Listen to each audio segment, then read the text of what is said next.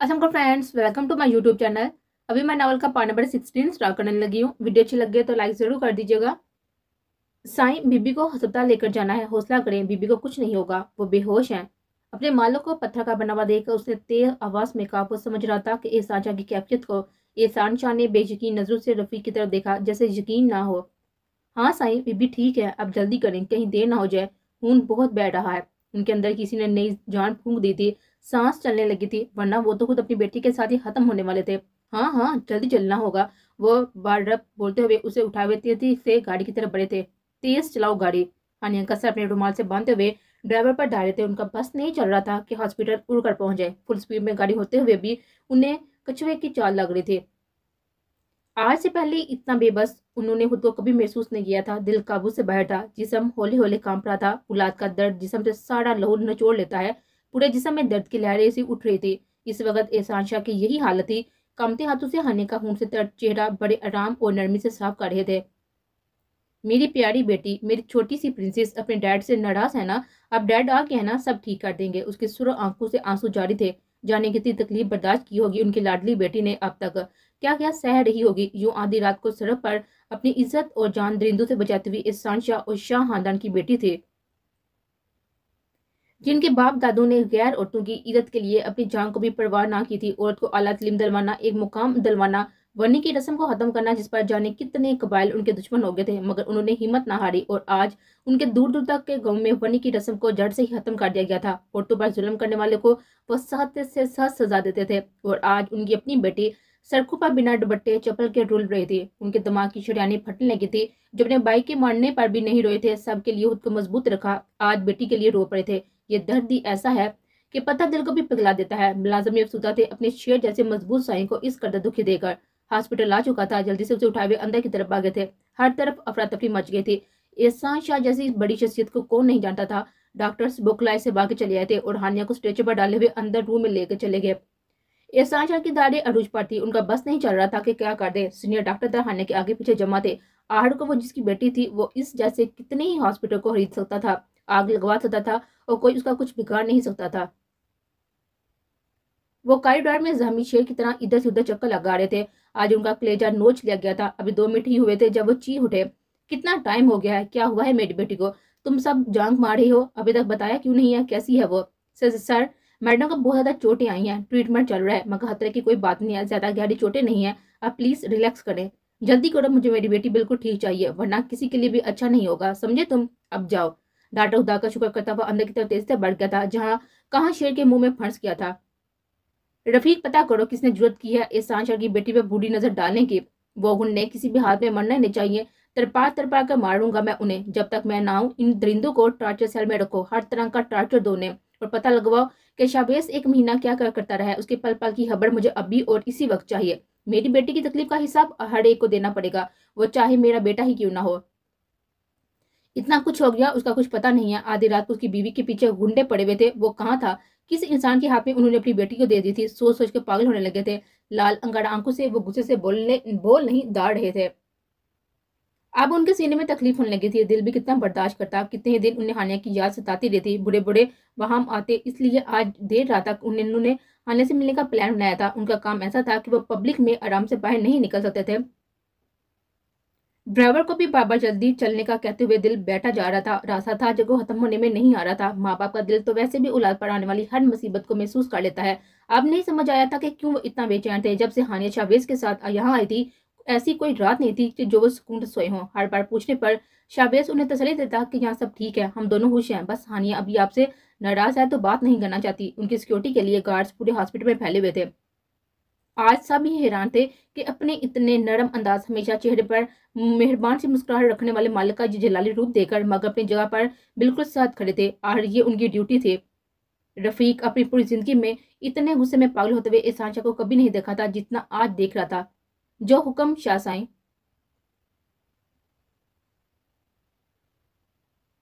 आधे घंटे के जानलेवा इंतजार के बाद डॉक्टर बाहर आए। सर, आपकी बेटी अब बिल्कुल ठीक है। काफी दिन से वो किसी डिप्रेशन में थी और शायद 1 हफ्ते से खाना वगैरह भी ठीक से नहीं खाया था।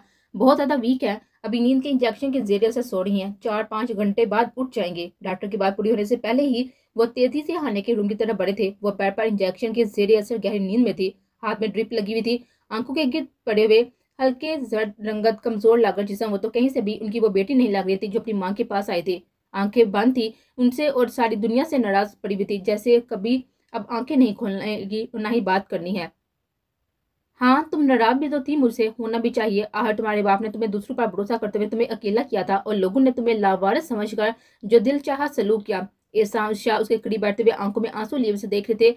चेहरे पर उंगलियों के निशानात थे। उनकी बेटी के साथ ये सब करने के लिए उन लोगों का कलेजा नोच लिया था। वो तड़प रहे थे, बस नहीं चल रहा था कि पूरी दुनिया को आग लगा दें। क्या करें, कुछ समझ नहीं आ रहा था। औलाद की तकलीफ में हो तो दर्द माँ बाप को ही महसूस होता है।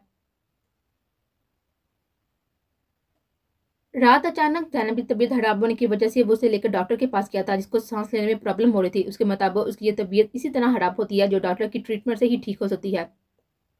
शावेज ने बहुत डॉक्टर को यहाँ बुलवा लेते हैं, मगर जैनब के कहने के मुताबिक उसकी अपनी डॉक्टर ही उसका ट्रीटमेंट कर सकती है, जो हमेशा से करती आई है। बहुत मजबूर होने के बाद वो उसकी बताई हुई जगह पर लाया था, जो कि घर से काफी दूर थी। उस पर बारिश भी स्टार्ट हो गई थी और अब रह रहकर पछता रहा था कि क्यों आया है। आने की भी फिक्र हो रही थी क्योंकि वो घर में अकेली थी। मुलाजमीन गार्ड थे, मगर इस तरह वो रात कभी उसे अकेला नहीं छोड़ता था। अब 2 घंटे की ड्राइविंग के बाद छोटे से क्लिनिक पे आया था। मोबाइल भी उसके पास नहीं था। जल्दी जल्दी वो घर से लेना भूल गया था शायद। जैनब क्लिनिक में गई थी, फिर आधे घंटे बाद जब वो वापस आई तो बिल्कुल ठीक थी। वो हैरान था कि जिसने सांस लेना मुश्किल हो रहा था, वजूद कांप रहा था, वो इतनी जल्दी कौन सी ट्रीटमेंट से एक्टिव हो सकती है, जैसे कभी बीमार थी ही नहीं। शावेज ने सर गिरते हुए जल्दी से गाड़ी स्टार्ट की थी, मगर कुछ दूर जाते ही रोकनी पड़ी कि इस तूफानी बारिश में गाड़ी चलाना नामुमकिन था। शिट, उसने जोर से स्टीयरिंग पर हाथ मारा। जैनब, अपना मोबाइल दो, गाड़ी कॉल करनी है। जैनब से मोबाइल मांगा। जाने क्यों दिल बहुत ही घबरा रहा था। समझ नहीं आ रहा था कि आज दिल बेचैन था। कभी ऐसा नहीं हुआ। वो एक मजबूत असाब का मालिक था। बड़ी से बड़ी मुसीबत का सामना करते हुए भी कभी उसके दिल में खौफ नहीं आया था। आज ऐसा क्या हुआ था वो खुद नहीं समझ पा रहा था। दिल बस जल्द अज जल्द घर पहुंचने की इशारा कर रहा था, मगर ये सफर जो खत्म होने का नाम नहीं ले रहा था।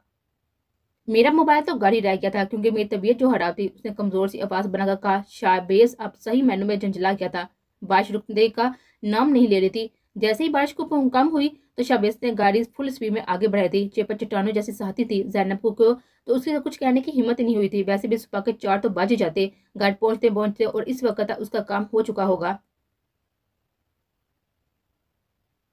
घर का मेन गेट खुला पड़ा हुआ था। वॉचमैन भी जाने कहाँ था। शावेज के दिल को कुछ हुआ था। जल्दी से गाड़ी से उतर कर भागता हुआ अंदर आया तो घर की हर चीज बिखरी पड़ी हुई थी।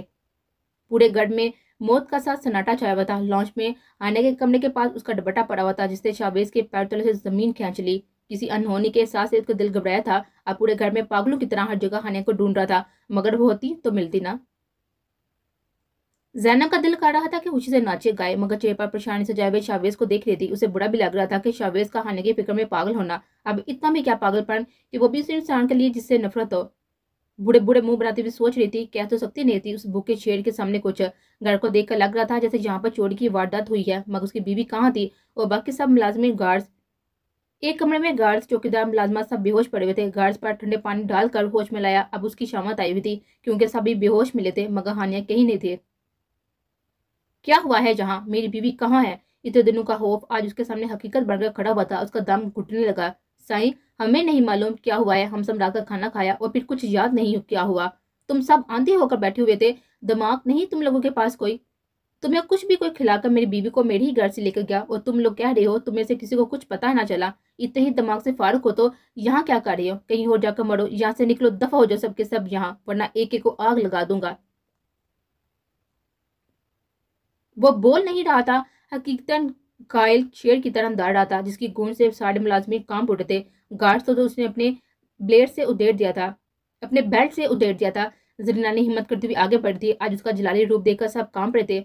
हमें कुछ नहीं पता शाहसाई, मैं अपने बच्चों की कसम खाकर कहती हूँ, किसी ने जानबूझकर हम सबको बेहोश किया था। हम बेकसूर हैं। बीबी हमें अपनी जान से ज्यादा प्यारी थी। जरीना ने दोनों हाथ जोड़ते हुए अपनी सफाई दी थी। दिल तो कर रहा है कि एक एक को गोली मार दूं। तुम सबकी लापरवाही की वजह से आज मेरी बीवी लापता है। क्या करूं, कहाँ ढूंढूं अब उसे? उसने एक एक को गहरी बड़ी नजरों से देखते हुए अपने बाल मुट्ठी में जकड़े थे। कुछ उसकी ही गलती थी, वो क्यों उसे अकेला छोड़कर गया। फासले पर खड़ी हुई जैनब ये सारा तमाचा सुकून से देखते हुए एंजॉय कर रही थी। कब ये ड्रामा खत्म होगा और कब जाकर आराम से सोएगी। आज ही तो बस सुकून की नींद सोएगी, जो कि एक कांटा था उसकी जिंदगी में, वो भी निकल गया था। साईं, कैमरे। शाहबेज ने अंगारा आंखें गार्ड पर टकाई थी, जो सर झुकावे आहिस्ता आवाज में उसे बोला। उसे ये सुनते ही सेकंड से पहले सिक्योरिटी रूम में भागा था। स्क्रीन देखते देखते उसकी आंखें लाल अंगारा हुई थी, चेहरा गुस्से की शिद्दत से सुर होता हुआ गया था। अब बर्दाश्त की हद खत्म हो गई थी। आह! उसने चेयर उठाकर चलती हुई स्क्रीन पर मारी थी, जिसमें वो गुंडे हान्या को थप्पड़ मारते हुए उत्पात तशद्दुद करते हुए नजर आ रहे थे। उसने जल्दी से अपना मोबाइल निकाला, जो उसने अपने रूम से हान्या को ढूंढते हुए उठा लिया था। एक एक को काल मिलाता हुआ चीख रहा था। कुछ देर में ही पूरी पुलिस फोर्स उसके घर पर थी। शावेज का गुस्सा किसी तौर पर कम होने का नाम नहीं ले रहा था। उसका बस नहीं चल रहा था कि पूरे शहर को आग लगा दे।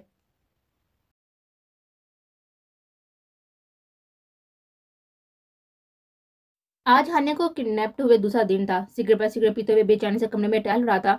तीसरी रात भी गुजरने वाली थी, मगर अभी तक पुलिस फोर्स हान्या का और ना इन गुंडों का कोई सुराग लगा पाए थे। वो 3 दिन से ही हान्या के कमरे में था, जिसकी एक एक चीज शावेज पर हंस रही थी। उसका मजाक उड़ाती हुई उसे इत्तेशाल दिला रही थी।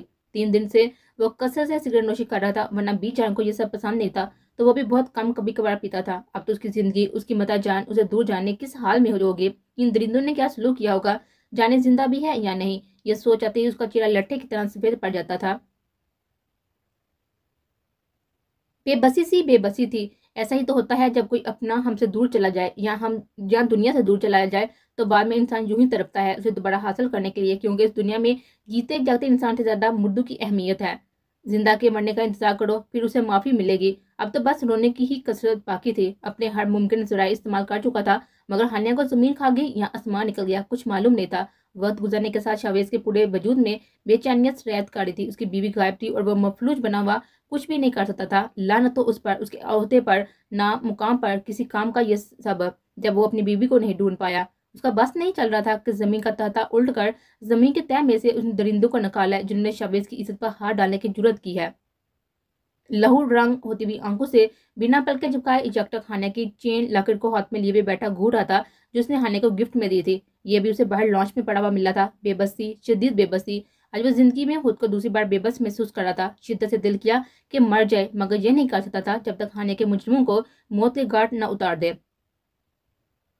अब तो हान्या की कोई गलती गुनाह बोले से भी याद नहीं आ रही थी। बस दिल कर रहा था कि वो कहीं से भी उसको सामने आ जाए, वो हर बात बुलाए, उसे अपनी मोहब्बत की बारिश में भिगो दे। मगर अफसोस, ये बात सिर्फ सोची जा सकती थी। अब हकीकत का इसे कोई ताल्लुक नहीं था, ना ही नहीं। अब तो हिसाब का वक्त शुरू हुआ था।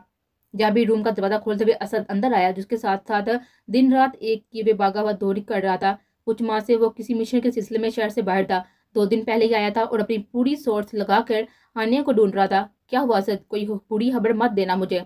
उसने उम्मीद भरी नजर से असद को देखा था। हिम्मत से काम लो यार, वो मिल जाएगी, तुम फिक्र ना करो। उसका भी तो दिल दुख रहा था ना अपने दोस्त की टूटी बिखरी हालत को देखकर। वो नहीं जानता था कि 2 माह से यह क्या कुछ हो रहा है। 2 दिन गुजर चुके हैं असद, पूरे 2 दिन। ऐसे कैसे, फिक्र ना करो, पूरा शहर छलनी की तरह छान मारा है, वो कहीं नहीं मिली मुझ में, और बर्दाश्त करने की हिम्मत नहीं है। या तो मैं पागल हो जाऊंगा या कुछ कर बैठूंगा। कुछ कर असद, कुछ भी करके उसे मेरे सामने लेकर आओ एक बार, बस एक बार। मैं उसे कभी भी कुछ नहीं कहूंगा, फूली की तरह रखूंगा उसे। बेबसी से कहता हुआ बहुत ज्यादा थका हुआ लग रहा था। बस नहीं चल रहा था कि पूरे घर को आग लगा दे। 3 दिन से उसे घर में हानिया के चीखें सुनाई दे रहे थे।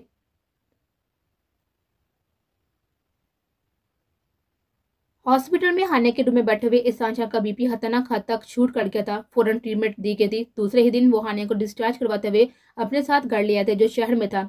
डॉक्टर, नर्सिस, सारा इंतजाम उन्होंने घर में ही किया हुआ था। पूरे हफ्ते तो हानिया मेंटली इतनी डिस्टर्ब थी कि जब भी होश में आती, होश से चीखने चलने लगती। जब कुछ बेहतरी की तरफ आई तो खामोश हो गए। पूरा पूरा दिन खामोश पर पड़ी रहती, ना किसी की बात का जवाब देती, ना ही कुछ बात करती थी। एहसान शाह अपनी सारी मसरूफियात भूले दिन रात बेटी को जिंदगी की तरफ लाने की कोशिश में थे, जो उनके साथ साथ पूरी दुनिया से ही नाराज थे। रिशिदा को उन्होंने गांव से हानिया को देखभाल के लिए बुलवाया था कि वो अब उसके मामले में किसी नौकर पर भी भरोसा नहीं कर सकते थे। ये सब निहायत राहदारी से किया जा रहा था। फिर भी बीजान को मालूम पड़ गया और वो फौरन से पहले दौड़ी भी चली आई थी। फिर रो रोकर एहसान शाह से मांगती रही, जो उनसे भी नाराज थे, मगर वो इतने बेहिस और बेअदब नहीं थे कि माँ जैसी बाबी को बेइज्जत करते। उनका हिसाब में कसूर था भी नहीं, बेटा तो उनका भी था। शावेज भरोसा तो दोनों का ही टूटा था। अब दोनों मिलकर आनिया का ख्याल रखते, उसे छोटी छोटी बातें करते, बीजान से दोबारा से दिन की तलीम की तरफ लाने की कोशिश करती, जो उसकी शादी की वजह से अधूरी रह गई थी। मगर अभी तक हानिया में कोई अच्छी तब्दीली नजर नहीं आए थे। जिस्मानी जख्म तो बढ़ चुके थे, मगर दिल व रूह पर लगे हुए घाव अभी तक बाकी थे, जो कि कोई मौज नहीं बढ़ सकता था। यूं ही पूरा माह गुजर गया।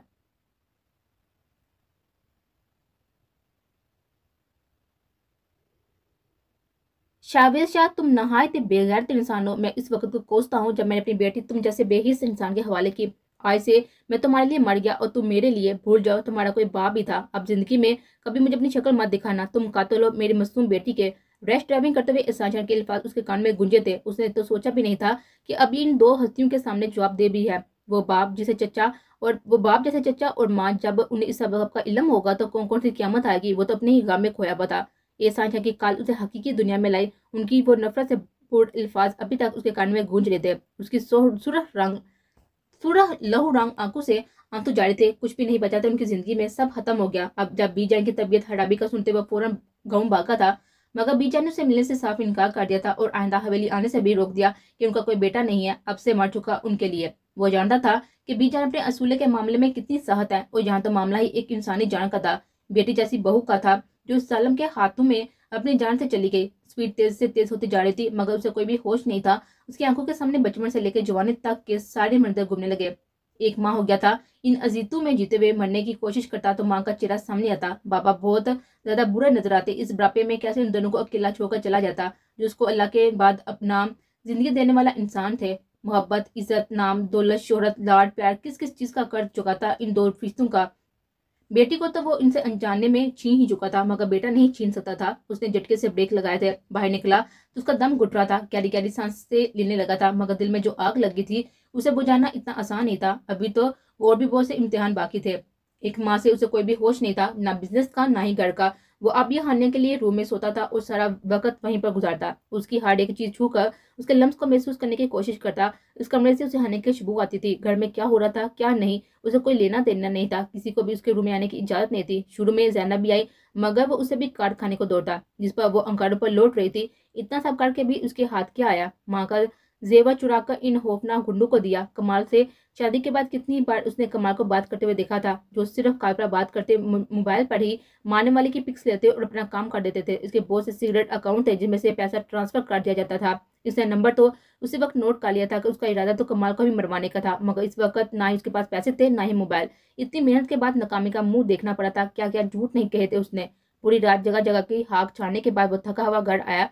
3 दिन पर न पुराना सूट पहने हुए, बड़ी हुई शेप वेरा, ना के शक्ल से ही वो बरसों का बीमार लग रहा था। न खाना खाता, न किसी बाबत तवज्जो दी थी उसकी। वो खुद ही खुद को सजा दे रहा था।